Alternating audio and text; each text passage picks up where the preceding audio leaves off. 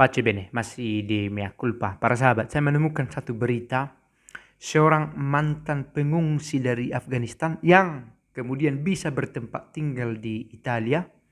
Namanya Ali Ehsani. Dia memiliki keinginan ingin bertatap muka dengan Paus.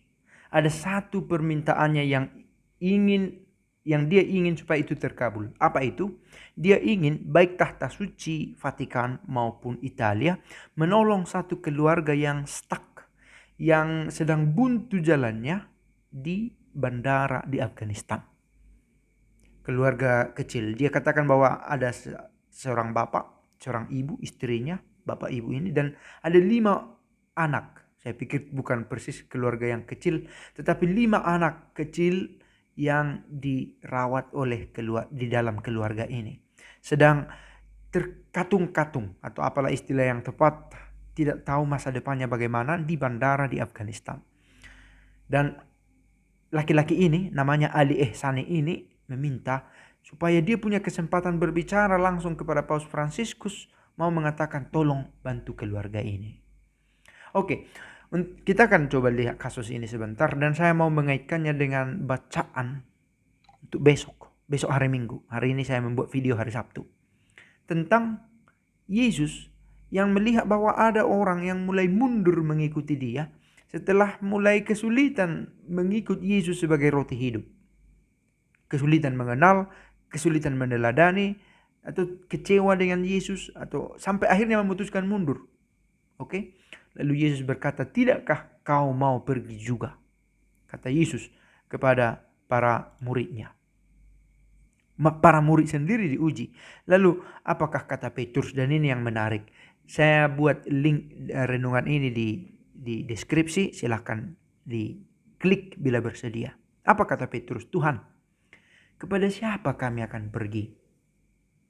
Perkataanmu adalah perkataan hidup yang kekal, dan kami telah percaya dan tahu bahwa Engkau adalah yang kudus dari Allah." Nah, menarik, penyerahan diri semacam ini yang relevan baik bagi keluarga kecil itu, ya keluarga dengan 5 anak itu sudah keluarga besar, juga bagi kita yang sedang berjuang untuk terus mau mengikut Yesus bahkan ketika rasanya semakin kabur, katakanlah begitu, karena pengetahuan yang kurang, karena pengalaman hidup yang pahit, karena banyak hal. Nah, oke, kita mau melihat, tapi saya mau ingatkan sekali lagi, saya menulis satu renungan singkat yang mana tahu perlu. Linknya saya sertakan di deskripsi video ini. Saya tulis di blog gratisan minorsum.wordpress.com. Silakan kunjungi. Nah, laki-laki tadi, ya, kita kembali ke kisah Ali Ehsani. Dia seorang warga Afghanistan yang kemudian tinggal di Italia karena mendapatkan kesempatan meninggalkan negaranya. Dia hijrah ke Italia bersama dengan seorang abangnya. Sementara orang tuanya terbunuh, meninggal.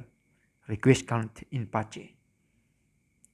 Juga oleh pelaku yang sama dengan keributan masa sekarang ini.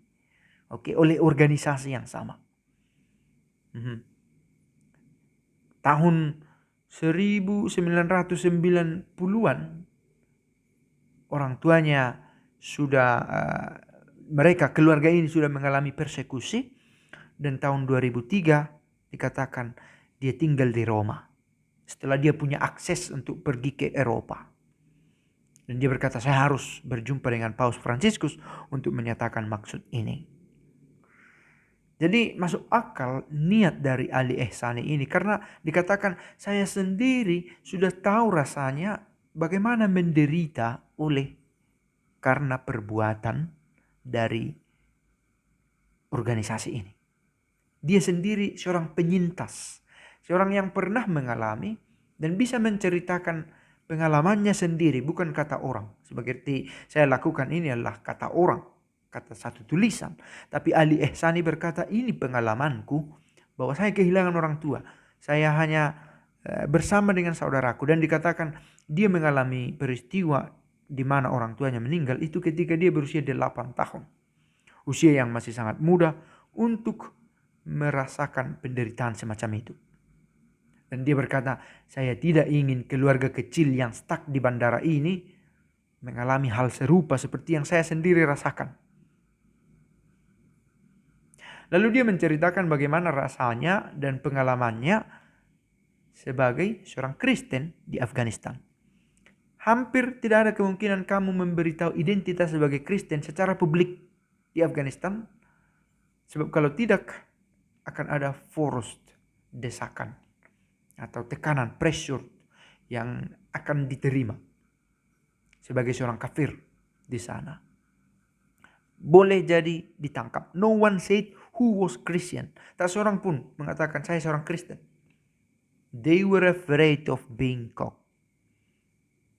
Mereka takut kalau ditangkap. Lalu mengapa akhirnya orang tuanya meninggal? His parents decided to keep their faith. Tetap bertahan dalam iman itu dan ya akhirnya mereka harus mengalami persekusi. Oke. Secara bagaimana akhirnya terungkap? Their very young son keceplosan menyatakan bahwa mereka itu beragama Kristen. Seorang bertanya, seorang guru di sekolah dasar anak itu apa agama, dan akhirnya dia berkata dia menyebut agamanya Kristen. Nah, saya pikir ini juga pencobaan yang mungkin bisa kita alami karena iman kita mengalami justru kesulitan, katakan kesulitan di dunia ini.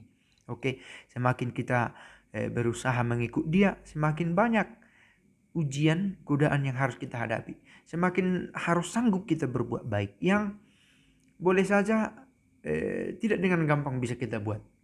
To be honest, kita kadang kesulitan atau bahkan seringkali kesulitan berbuat baik seperti yang dia inginkan.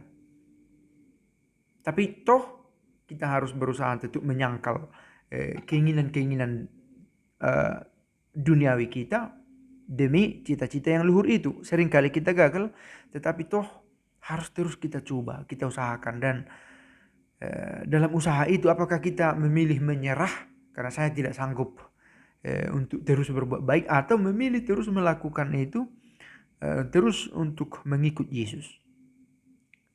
Lalu menarik sekali lagi mengulang kata-kata dari Petrus, kepada siapa lagi kami pergi? Perkataanmu adalah kekal dan engkaulah yang kudus dari Allah. Nah, semoga dalam kesulitan apapun kita tetap sanggup berkata, kepada siapa lagi kami pergi dalam doa kita. Artinya apa? Tidak ada lagi tempat pengaduan yang terbaik selain kepada Allah sendiri dengan perantaraan putranya. Oke, video singkat ini semoga berguna dan pace bene.